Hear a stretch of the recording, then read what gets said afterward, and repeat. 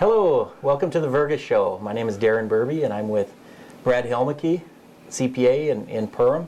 And in the absence of Sherri Hanson today, we're kind of the fill-in today, so hopefully we can do a good job and you won't tune us out.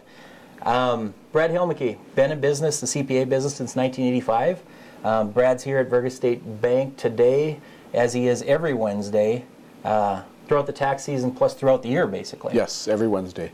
Pretty much regular, normal hours here. He's got an office here at Vergas State Bank. Brad Helmeke also sits on the board at Vergas State Bank, so we're very happy to have Brad here.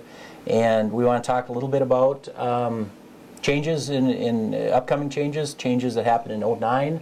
And he's coming into the busy season right now in the next 3 months. A lot of heavy lifting for Brad. So let's talk about what happened in 2009 and some things that customers should be aware of. Thanks, Darren. Thanks for having me.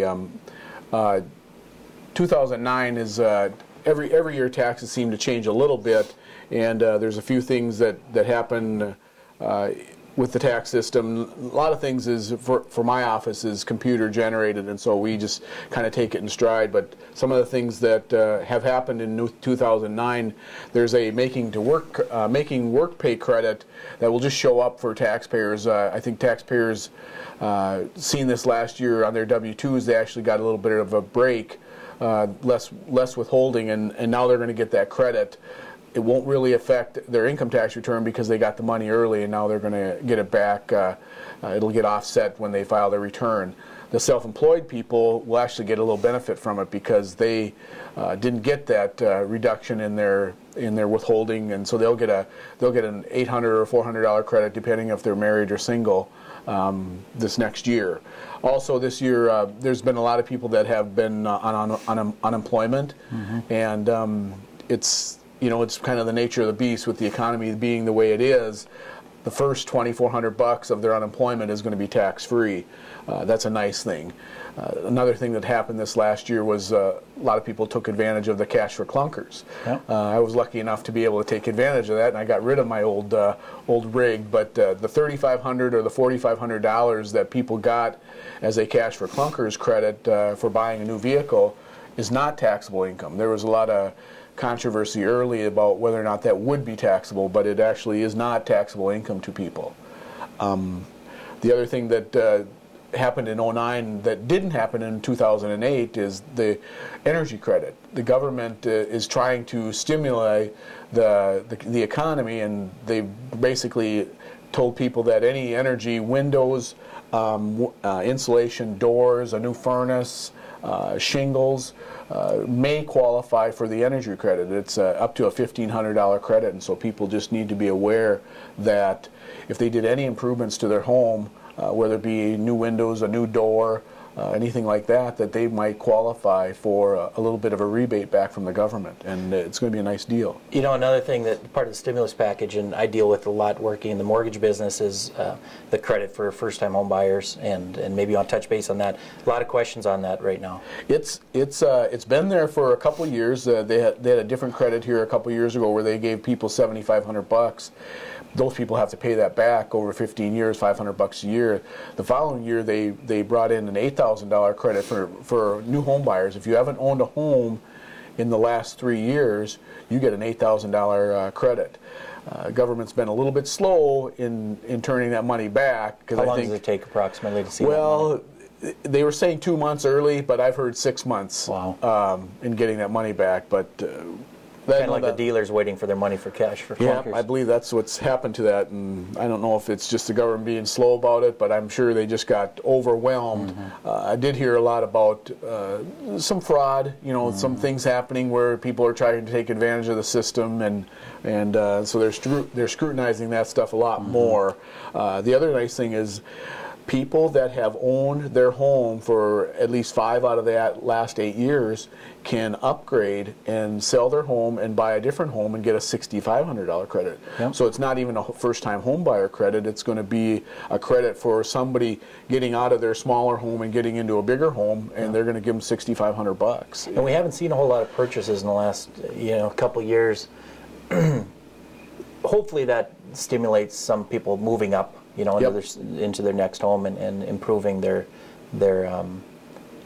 living situation. Yep. With interest rates being low, you know that, and right. with interest rates being low, it's probably really a good time to, if you're wanting to buy a property and stuff. But it has to fit because yep. you know the economy being slow and stuff the way it is.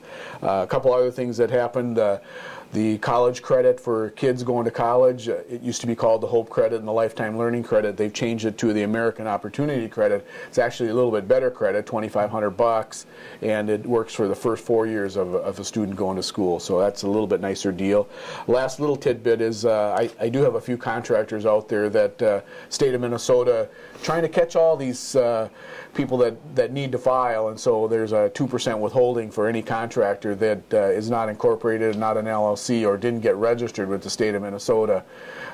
If you got paid by somebody, they should have withheld 2% from your paycheck, and then it ends up being withholding to the state of Minnesota. So it's something that everybody kind of needs to be aware of, at least the small business guy out there. So see your accountant. New for 2010. Anything that people should be aware of as far as the future, planning ahead?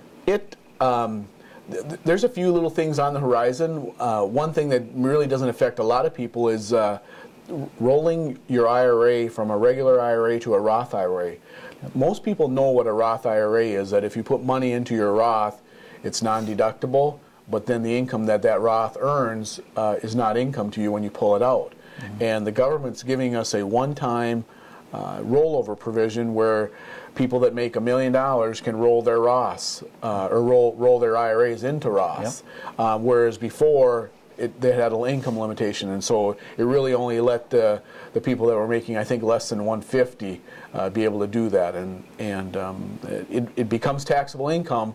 But it may be something with the market being down a little bit, and with the probability of it increasing down the road, who knows what the Dow is going to do, but at least it gives an opportunity for somebody to do that. Right. If their income was low here in 2010, if they're still suffering from the economy, and it may be a good time to consider rolling those IRAs. Yep. Well, we've got to wrap things up, but I do want to, there's always people that do their own taxes, mm-hmm. as opposed to hire an accountant to do it. Yep. Give us a little insight on that. Well, it's not rocket scientist work, Darren. I mean, the computer systems have made it easier for people to do their stuff. I believe that being a preparer, we've seen many examples of deductions, and we see the gamut of all the deductions out there in the world and mm-hmm. stuff. So right. I believe we have a better view. I also have people in my office that we review returns. So it's not just one eye's looking at that return, it's 2 or 3 eyes looking at that return, and so it's really kind of nice that way.